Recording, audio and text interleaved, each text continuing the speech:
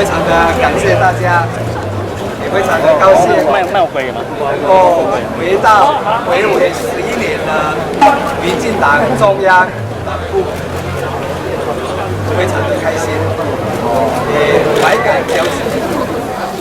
来一下好不好 ？OK， 让一下好不好？让一下好不好？来两个，喂。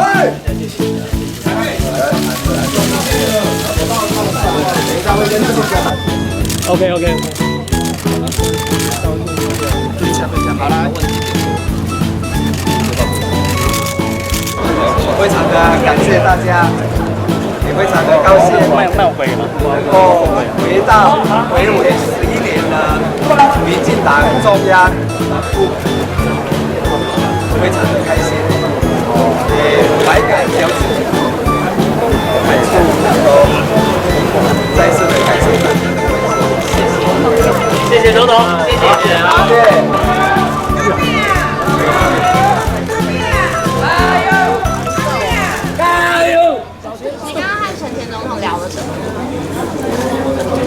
他跟我们说的跟刚刚公开跟社会大众说的一样，他就说祝民进党生日快乐。他很长一段时间没有回到这里来，今天他有一些感触，所以他看了一些他过去常常在的地方，那么回忆当然是很多。我们希望今天928，我们从今天一早的全代会顺利的举行跟顺利的结束，所有的议案我们都依序通过，而且蔡总统今天在讲话当中也再度的表示全党的团结，未来是无以可缺的。那这一点，党的部分一定要充分的去扮演好这样的角色，我们一定要把所有的人都找回来，一起来打这场很关键的选举，一定要得到最后的胜利。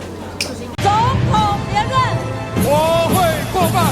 总统连任，我会过半。总统连任，我会过半。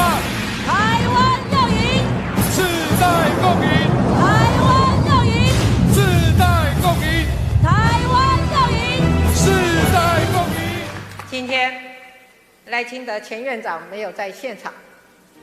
过去几年，他在执政团队的努力与付出，以及他在初选后展现的民主的风度，他一直是我们团队不可或缺的一员。我们感谢他，我们也希望，我相信，在选战的队伍中，赖前院长绝对不会缺席，一定和我们并肩作战。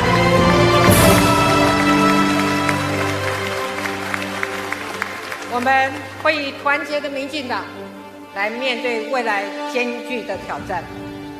世代共赢是这场全代会的主题。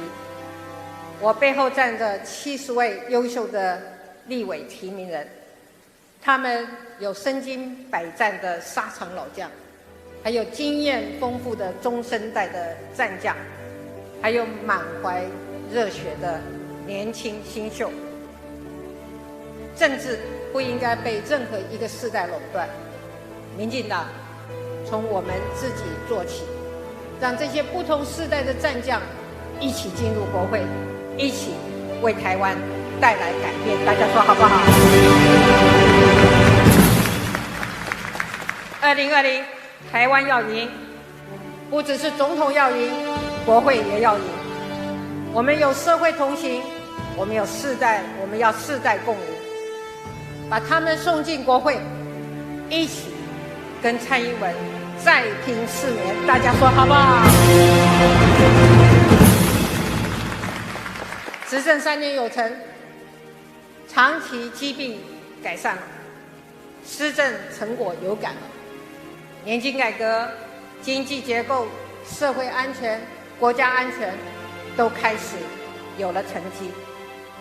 现在的台湾，外资看好，台商回流，今年的投资大爆发，也让我们在美中贸易战的这个此时此刻，以及全球经济急剧变动的时刻，我们第2季的经济成长率缴出了一张亚洲4小龙第1名的成绩单。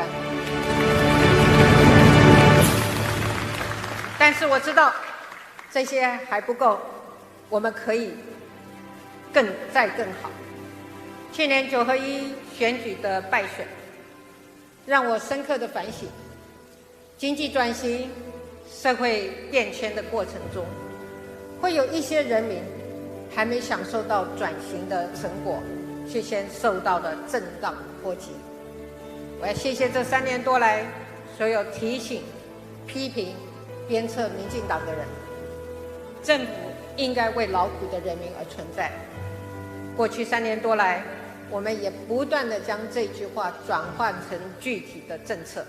在北京所谓的9·2共识中，几乎没有中华民国的空间。屈服于北京的压力，附和他们的共识，中华民国才会消失，台湾才会消失。各位，国际局势瞬息万变，我们不能停留在旧的观念里面。下一个阶段，我们的使命跟任务，就是要用全球的思维来突破两岸的框架。台湾不该只是两岸架构中的台湾，更应该是世界的台湾。台湾人的眼光不能只停留在台湾海峡，更要看向浩瀚的太平洋。